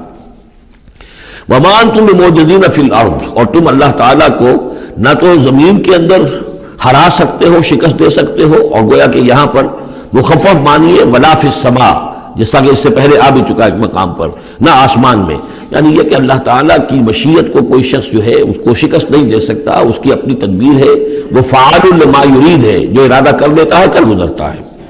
وَمَا لَكُم مِّن دُونِ اللَّهِ مِن وَلِيٍّ وَلَا نَصِيرٍ، اور نہیں ہے تمہارے لیے اللہ کے سوا کوئی ولی اور نہ مددگار. وَمِنْ آيَاتِهِ الْجَوَارِ فِي الْبَحْرِ كَالْأَعْلَامِ، اور اس کی نشانیوں میں سے وہ جہاز بھی ہیں جو چلتے ہیں دریاؤں میں اور سمندر میں، اور ایسے ہیں جیسے پہاڑ ایسے جہاز، بڑے بڑے جہاز. إِن يَشَأْ يُسْكِنِ الرِّيحَ، اگر اللہ چاہے تو وہ ہوا کو کھڑا کر دے، ہوا کو ساکن کر دے. اس لیے ظاہر بات ہے یہ بادبانی جہاز ہوتے تھے جو چلتے تھے اور ہوا ہی انہیں لے کر چلتی تھی. إِن يَشَأْ يُسْكِنِ الرِّيحَ، اگر اللہ چاہے تو وہ ہوا جو ہے ساکن ہو جائے. فَيَظْلَلْنَ رَوَاكِدَ عَلَىٰ ظَهْرِهِ، تو پھر وہ کھڑے کے کھڑے رہ جائیں گے سمندر کی پیٹھ پر، یعنی سمندر کے جو ہے پانی کی سطح پر وہ کھڑے رہ جائیں گے. ان فی ذلک لآیات لکل صبار شکور، یقیناً اس میں نشانیاں ہیں ان سب لوگوں کے لیے جو صبر کرنے والے ہوں اور جو شکر کرنے والے ہوں. اور یوبقہن بما کسبوا، یا پھر اللہ تعالیٰ ان کو غرق کر دے، تباہ کر دے ان جہازوں کو ان کے گناہوں کی پاداش میں. وَيَعْفُو عَن كَثِيرٍ، لیکن اللہ تعالیٰ بہت سی گناہوں سے اور بہت سی خطاؤں اور تقصیرات سے تو درگزر فرماتا رہتا ہے۔ وَيَعْلَمَ الَّذِينَ يُجَادِلُونَ فِي آيَاتِنَا مَا لَهُم مِّن مَّحِيصٍ، اور تاکہ انسان جان لے کہ جو ہماری آیات میں جو جھگڑا کر رہے ہیں، کٹ حجتیاں کر رہے ہیں، کہ ان کے لیے بھاگنے کی کوئی جگہ نہیں ہے۔ یہ مضامین جو آئے ہیں سورہ مبارکہ میں، وہ جو عام مکی صورتوں کے مضامین ہیں، وہی رد و قضا، وہی ان کے ساتھ گفتگو مشرکین کے ساتھ، کفار کے ساتھ۔ لیکن اب اس صورت کا اقامت دین، جو اس کا جو اصل جو ایکسس ہے، اس کا جو عمود ہے، اس کے اعتبار سے دوسرا نہایت اہم مقام اب آ رہا ہے۔ 8 آیات ہیں۔ اقامت دین کی جد و جہد کرنے والوں میں کیا اوصاف ہونے چاہیے؟ اگر یہ اوصاف نہیں ہوں گے تو وہ اقامت دین کی جد و جہد نہیں کر سکیں گے۔ تو یہاں پر نقشہ کھینچا جا رہا ہے اس سیرت کا، اس کردار کا، کہ جو لوگ یہ طے کر لیں کہ ان صلاتی و نسکی و محیای و مماتی للہ رب العالمین، جو اصولی طور پر ایک عزم کر لیں کہ اب ہمیں اپنی بہترین توانائیاں اور قوتیں صرف کرنی ہے اللہ کے دین کو قائم کرنے کے لیے، تو ان کے اندر کیا اوصاف پیدا ہونے چاہیے۔ وہ جو علامہ اقبال کا ایک بڑا سادہ سا شعر ہے، ہو صداقت کے لیے جس دن میں مرنے کی تڑپ، پہلے اپنے پیکر خاکی میں جاں پیدا کرے۔ تو یہ اوصاف اپنے اندر پیدا کرو تاکہ تم اقامت دین کی جد و جہد کے لیے واقعتاً موضوع ہو سکو۔ پہلی بات، فما اوتیتم من شیء فمتاع الحیات الدنیا، جو شے بھی تمہیں دنیا میں دی گئی ہے بس وہ دنیا کی زندگی کا ساز و سامان ہے، برتنا ہے۔ وما عند اللہ خیر وابقا، اور جو کچھ اللہ کے پاس ہے وہ خیر ہے اور باقی رہنے والا ہے۔ للذین آمنوا وعلی ربہم یتوکلون، ان لوگوں کے لیے کہ جو ایمان رکھتے ہو اور اللہ پر، اپنے رب پر توکل کریں۔ یعنی پہلی بات یہ کہ دنیا و ما فیہا سے ان کا قلبی تعلق جو ہے وہ اس طرح کا ہو جائے کہ اس کی کوئی اہمیت اور وقت ان کے دل میں نہ رہے، اور انہیں یقین ہو جائے کہ اصل میں ہمارا مطلوب آخرت ہے، ہمیں جو چاہیے وہ آخرت ہے، اور اس کی طلب ان کے دل کے اندر راسخ ہو چکی ہو۔ جب تک یہ بے رغبتی نہیں ہوگی دنیا سے، اگر کہیں بھی یہ دنیا کی محبت جو ہے کہیں وہ لگی ہوئی ہے، پھانس آپ کے دل میں چبھی ہوئی ہے، تو ہو سکتا ہے کہ وہ کہیں اڑنگا لگائے گی اور آپ جو ہے اپنے خیال میں تو بڑی ترقی کر رہے ہیں اقامت دین کی جد و جہد میں، لیکن کہیں وہ ایسی اڑنگا لگائے گی کہ اونھے منہ نیچے گریں گے۔ پہلا فیصلہ یہ ہے کہ آدمی طے کر لے کہ میں طالب آخرت ہوں یا طالب دنیا ہوں، اور نمبر 2 یہ کہ توکل اللہ پر۔ یہ ایک آیت کے اندر یہ 2 شرطیں آئی۔ اب آگے چلیے، والذین یجتنبون کبائر الاثم والفواحش، اور وہ لوگ کہ جو اجتناب کرتے رہیں بڑے بڑے گناہوں سے اور بے حیائی کے کاموں سے۔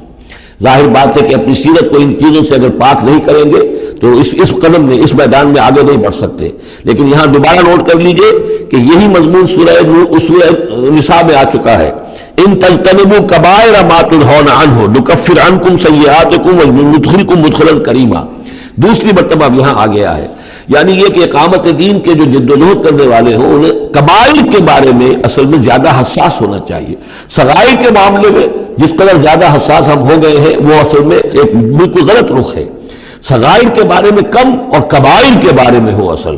صغائر تو از خود بھی ان الحسنات یذهبن السیئات، جو نیکیاں ہم کرتے ہیں اس سے خود بخود بھی وہ ایسے صغیرہ گناہ جو ہے معاف ہوتے چلے جاتے ہیں، لیکن ہو جاتا ہے الٹا برعکس ہو جاتا ہے معاملہ کہ ایک آدمی ان چیزوں میں تو بہت ہی جزرس ہو جائے اور بہت ہی باریک بین ہو جائے، لیکن وہ جو حضرت مسیح کے الفاظ ہیں کہ مچھر تو چھانتے ہو اور سموچے اونٹ نکل جاتے ہو، یہ صورتحال جو ہے یہ بڑی یوں سمجھیے کہ پیتھولوجیکل کنڈیشن ہے، یہ بیماری کی صورت ہے۔ یہ ہے کہ بڑے بڑے گناہوں سے اپنے آپ کو پاک کرو اور فواحش سے اور بے حیائی سے۔ وَإِذَا مَا غَضِبُوا هُمْ يَغْفِرُونَ، اور یہ کہ اگر کبھی کوئی غصہ آ جائے، جیسا کہ ہم پڑھ چکے ہیں سورہ حامیم سجدہ میں بھی کہ وَإِمَّا يَنزَغَنَّكَ مِنَ الشَّيْطَانِ نَزْغٌ، وہ اگر شیطان کی کوئی چھوٹ لگنے ہی لگے تو فوراً اللہ کی پناہ طلب کرو۔ وَإِذَا مَا غَضِبُوا هُمْ يَغْفِرُونَ، جب انہیں غصہ آتا ہے تو اس غصے کو ڈھانپ دیتے ہیں، غصے کو پی جاتے ہیں۔ غفر کے معنی ڈھانپ دینا ہے، ویسے اس کے جو عام ترجمہ ہے معاف کر دیتے ہیں، بجائے اس کے کہ غصے میں کسی پر حملہ کریں اور کسی سے انتقام لیں، بلکہ اس کے اندر عفو کی صورت ہو جب غصہ آئے۔ ایک ہے سوچ سمجھ کر کوئی اقدام کرنا ہے، کوئی آپ نے چیلنج کرنا ہے کسی باطل کو اور اس میں کوئی آگے بڑھ کر آپ کو اقدام کرنا ہے، وہ اور بات ہے۔ ایک ہے کہ غصے میں آ کر کوئی اقدام کیا جائے۔ وَإِذَا مَا غَضِبُوا هُمْ يَغْفِرُونَ، تو وہ معاف کر دیتے ہیں، یا یوں کہیے غصے کو پی جاتے ہیں، یعنی غصے کے اوپر وہ پردہ ڈال دیتے ہیں۔ غفر جو ہے مغفر کہلاتا ہے خود، کہ جو سر کو ڈھانپ لیتا ہے تاکہ تلوار کا وار اگر سر پر آئے تو سر بچ جائے اور خود اس کو روک لے، تو مغفر، غفر کے معنی ڈھانپ دینا، گناہ کو ڈھانپ لینے والی شے ہے اللہ کی مغفرت۔ اسی طریقے پر یہ کہ وہ غصے کو پی جانے والا، وَالْكَاظِمِينَ الْغَيْظَ، یہ ہم پڑھ چکے ہیں سورہ آل عمران میں۔ نمبر آگے چلیے والذین استجابوا لربہم، اور وہ لوگ کہ جنہوں نے اپنے رب کی پکار پر لبیک کہا۔ وہ پکار کون سی ہے؟ اس سورہ مبارکہ میں اب تک صرف ایک فعل امر آیا ہے جمع کے صیغے میں، ان اقیم الدین، اور ایک فعل نہیں آیا ہے جمع کے صیغے میں ولا تتفرقوا فی، پوری صورت میں اب تک نوٹ کر لیجئے گا جا کر۔ تو یہ پکار اللہ کی کون سی ہے؟ اقیم الدین ولا تتفرقوا فی۔ اسی کے لیے کہا تھا حضور سے فلذالک فدعوا، اسی کی دعوت دیتے رہیے، آپ کی دعوت اقامت دین کی دعوت ہو، یا آپ کی کسی جزوی شے کے اوپر آپ جو ہے وہ حمل نہ کر رہے ہو، کسی جزوی سی شے کو آپ نے ہدف نہ بنا لیا ہو، اصل ہدف اقامت دین۔ فلذالک فدعوا واستقم کما امرت ولا تتبع اهواهم۔ اب یہاں فرمایا والذین استجابوا لربہم، جنہوں نے اپنے رب کی پکار پر لبیک کہا، واقاموا الصلاۃ، اور نماز قائم کی، اور وامرهم شورى بینہم، چونکہ اب اجتماعی زندگی ہے، جماعتی زندگی ہے، اس میں مشاورت کا نظام ہونا چاہیے کہ وہ جو فیصلے کریں، جو قدم اٹھائیں، وہ باہمی مشاورت سے ہوں۔ یہ بھی روح جب تک کہ اس اجتماعیت کے اندر نہیں ہوگی باہمی مشاورت کی، اور یہ کہ کوئی ایک شخص سمجھے کہ بس ہر معاملے کے اندر مجھے اپنی مرضی چلانی ہے، تو ظاہر بات ہے کہ پھر وہ کام آگے نہیں چلے گا۔ ہم پڑھ آئے ہیں کہ حضور سے یہاں تک کہا گیا ہے کہ یہ جن صحابہ سے خطا ہوئی ہے، غلطی ہو گئی ہے، ان کو بھی آپ وشاورہم فی الامر فاعف عنہم واستغفر لہم وشاورہم فی الامر، حالانکہ ان سے خطا ہوئی ہے، غلطی ہوئی ہے، لیکن پھر بھی آپ انہیں اپنے مشوروں میں شامل رکھیے، اس لیے کہ اس سے دلجوئی ہوتی ہے، ساتھیوں کے اندر میوچول کانسیپٹ ڈیولپ ہوتا ہے، ایک کانفیڈنس ڈیولپ ہوتا ہے، اور وہ سمجھتے ہیں کہ ہماری بھی بات سنی جاتی ہے۔ اور حضور نے بسا اوقات اپنی رائے کو پیچھے رکھ کر اپنے ساتھیوں کی رائے کے مطابق فیصلہ کیا۔ غزوہ احد میں یہی ہوا ہے، غزوہ بدر میں یہی ہوا ہے کہ جہاں پر آپ نے کیمپ لگانے کا فیصلہ کیا تھا، جب بعض صحابہ نے آ کر کہا کہ ہمیں اگر اجازت ہو ہم اپنی رائے دیں، اور جب انہوں نے کہا کہ ہمارے خیال میں وہ جگہ بہتر ہے، آپ نے کہا ٹھیک ہے، یہاں سے کیمپ اکھاڑو وہاں لگا دو۔ وَأَمْرُهُمْ شُورَى بَيْنَهُمْ وَمِمَّا رَزَقْنَاهُمْ يُنْفِقُونَ، ایک اور شے جو لازم ہے اقامت دین کی جد و جہد میں، جہاں وقت لگے گا، جہاں آپ کی توانائی صرف ہوگی، اس میں پیسہ بھی لازم درکار ہے۔ وہ دعوت دین کا کام ہو، اقامت دین کی جد و جہد ہو۔ وَمِمَّا رَزَقْنَاهُمْ يُنْفِقُونَ، یہ انفاق کا مضمون آ گیا، اور جو کچھ کہ ہم نے انہیں دیا ہے اس میں سے وہ انفاق کرتے ہیں۔ وَالَّذِينَ إِذَا أَصَابَهُمُ الْبَغْيُ هُمْ يَنْتَصِرُونَ، یہ وہ چیز ہے جس کے لیے میں نے نوٹ کرایا تھا کہ ایک ہے دعوت دین کا مرحلہ، اس دعوت کے مرحلے میں تو صورت وہ بتائی گئی کہ ادفع باللتی ہی احسن، اگر کوئی تمہیں گالی دے تم دعا دو، کوئی تمہیں پتھر مارے تم پھول پیش کرو، لیکن اقامت دین کی جد و جہد اس کے اندر آگے چل کر معاملہ آتا ہے۔ جیسے قتال کا مرحلہ آ گیا تو وہاں تو فرمایا قاتلوا فی سبیل اللہ الذین یقاتلونکم اخرجوہم من حیث اخرجوکم، نکالو انہیں وہاں سے جہاں سے انہوں نے تمہیں نکالا ہے۔ یہاں آ کر معاملہ کیا ہے؟ والذین اذا اصابہم البغی ہم ینتصرون، اور وہ لوگ کہ جن پر اگر کوئی زیادتی کی جاتی ہے تو وہ بدلہ لیتے ہیں۔ یعنی یہاں پر اب اس کو اصل میں جد و جہد جو ہے حضور صلی اللہ علیہ وسلم کی، اس کے بھی اگر آپ دو مراحل سمجھیں گے تو ایک جو مکی دور میں وہ تھا، وہ دعوت کا مرحلہ تھا، ابھی اس میں اقدام کوئی نہیں کیا گیا، لیکن جب اقامت دین کے لیے اقدام شروع ہو جائے گا، آگے بڑھ کر باطل کو چیلنج کریں گے، تو اب وہ بات نہیں چل سکتی کہ معاف کر دیا کریں وہاں تو، بلکہ یہ ہے کہ جو غزوہ بدر میں جو اسیر ہوئے تھے ان کو بھی اگر فدیہ لے کر چھوڑ دیا گیا تو اللہ تعالیٰ کی طرف سے اس پر بھی اظہار ناپسندیدگی ہو گیا، بلکہ حضرت عمر کی رائے کی جو ہے گویا کہ تائید کی وہی نے کہ ان کو تو سب کو قتل کیا جانا چاہیے تھا، اور وہ ہمارے اندر جو ان کے رشتہ دار ہیں قریبی وہ اپنے ہاتھ سے قتل کرتے، اس لیے کہ یہ فدیہ دے کر چلے جائیں گے، ظاہر بات ہے کہ اگلے سال وہی لوگ اکثر و بیشتر آ گئے کہ نہیں آ گئے، وہ چڑھائی کر کے آ گئے احد کے اندر، تو اس لیے وہاں پر آ کر جب اقامت دین کا مرحلہ جو ہے اقدام کے مرحلے میں جد و جہد آتی ہے تو اس میں ہے والذین اذا اصابہم البغی ہم ینتصرون، یہ گویا کہ ان دونوں مراحل کا آپس کا فرق اور تفاوت ہے۔ بارک اللہ لی و لکم فی القرآن العظیم و نفعنی و ایاکم بالآیات والذکر الحکیم۔